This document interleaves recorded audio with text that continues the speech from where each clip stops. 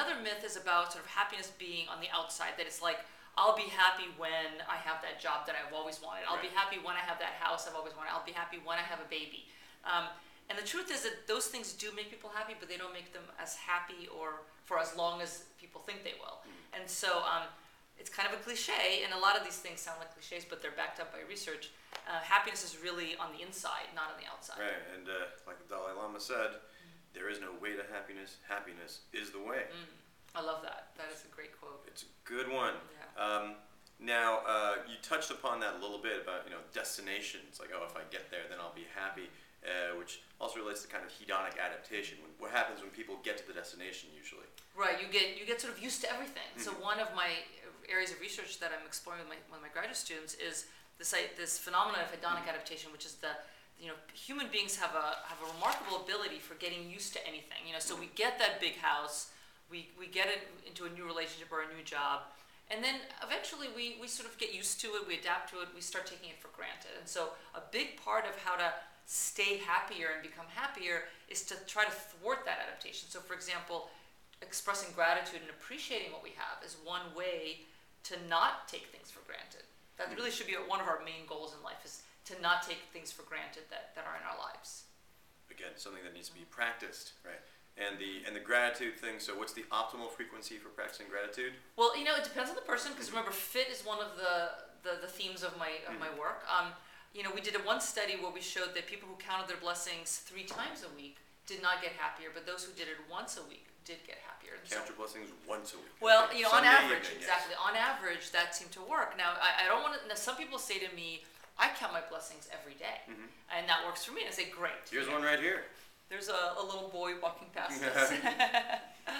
All right. Yeah. Fantastic. Now, one of the funny and really poignant stories in the book was about these 2 German couples, right? So it was Marcus was one of the Roland, yes. and Roland. Okay, so tell us about Marcus and Roland. Okay, so there's this really famous study that was done in Germany where people were followed for about 10-15 years before they got married, and then for many years after they got married. And what the study showed is that when people get married, they get a boost in happiness. But then on average, that boost goes back to normal, back to your baseline after about 2 years. Now, but what I was interested is that some people in that study got happier when they got married, and they stayed happier. And I believe that was Marcus. Okay. And then Roland, didn't sort of lost that happiness. And so one of the sort of, I guess, billion-dollar questions is, how do people get happier and stay happier? And I think, I don't really know the answer, but I would speculate that using this kind of strategies that I talk about in the book, by trying to nurture your relationship, by maintaining gratitude, by being more forgiving. I have a chapter on forgiveness. Exercising, practicing meditation, spirituality, whatever is your thing, because it's going to be different for different people, is going to help you maintain that happiness. Right. I remember reading this book recently, which actually you had a very lovely review on the back cover. It was the Happiness Project, right?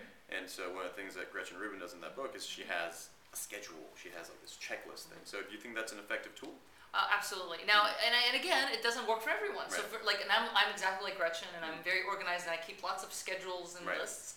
But some people hate that, and they like to be sort of spontaneous and don't like to write anything down. And so, so for them, they're gonna, something else is gonna work. Right. One thing that I think the viewers will be very interested in is stress and happiness. So stress, happiness, depression. A little bit on that. Sure. I expected that many of the readers of the book might be depressed or might be under a lot of stress or have a lot of problems. And so I actually wrote a whole chapter on depression and really just talking about what it is and how it's treated, just because I feel that people need to know that. And this is not replacing treatment for depression, but it really adds to it, because it turns out that trying to become happier and increase the positive emotions in your life can serve as an antidote to those negative emotions. Right. So it's not like you have to wait to get rid of depression before you can try to get happier. You really just do the happiness stuff. Exactly, at the same time. In fact, a lot of therapists and clinicians are using these kinds of techniques. And in fact, we're running, there's an iPhone application based on the book called Live Happy, and we're running... The iPhone application is cool. There you go. It's very cool. It's very beautiful, called Live Happy, and we're about to start a clinical trial with depressed people who are going to use this iPhone app to get happier. So that's about depression. Stress is really huge. All of us have stress. I get a lot of questions, since the recession started. I get a lot of questions from the media about that. So I have a whole chapter on coping with stress and also with trauma and negative life events, and like learning effective strategies and kind of learning to be resilient. And again, most of the strategies that I talk about in this book about being more grateful, thinking more positively, having goals that are flexible and meaningful, social support. Those are all things that really, really help people cope with stress and cope with negative events. So it's important to learn them. And that's a perfect segue into the third part of the book. So the first part is laying the groundwork. The second part is, okay, here are the 12 activities. Pick your top 4 and do them.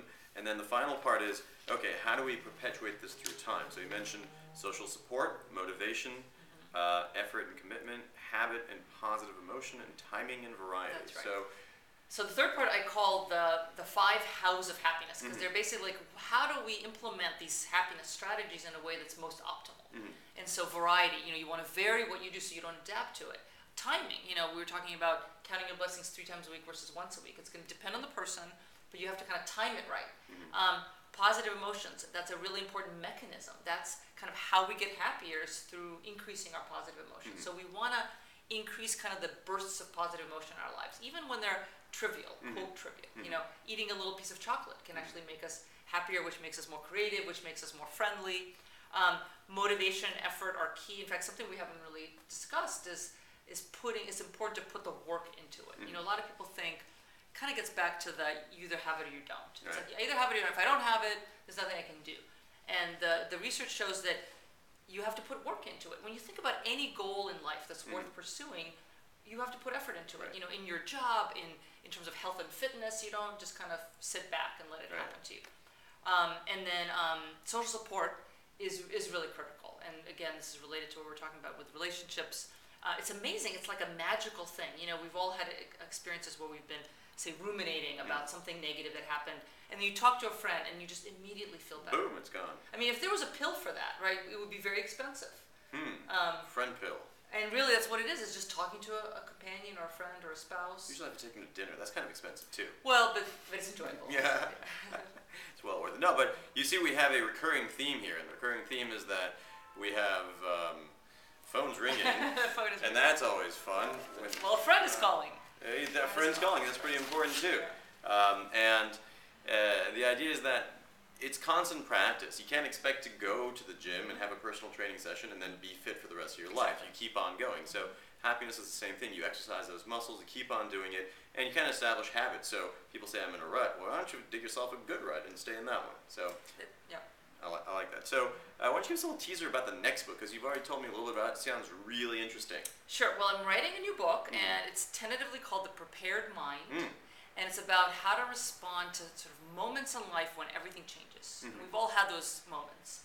And I actually have been surveying people about them, and people will tell me things like, there was a day that I realized I didn't want to be married anymore. Or the day that I decided I wanted to be a teacher.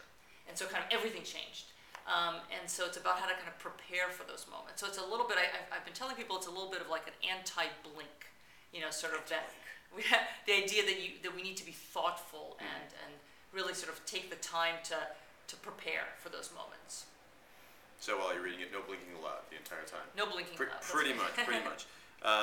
Well, that sounds really interesting. I like the way you like to tackle really small topics like, turning points in life, happiness, and do it with great aplomb and great accessibility. So this is my new favorite books. I encourage you all to get a copy. And Dr. Sonja, thanks for having me in your home. Thank you for coming. And we hope that many of you can get this book. This is an evergreen book. Just because it came out like last year doesn't mean you can't go and get yourself a dozen copies. And I do mean a dozen because you want to give this to all your friends. Thank you so much. Thanks. Thank you.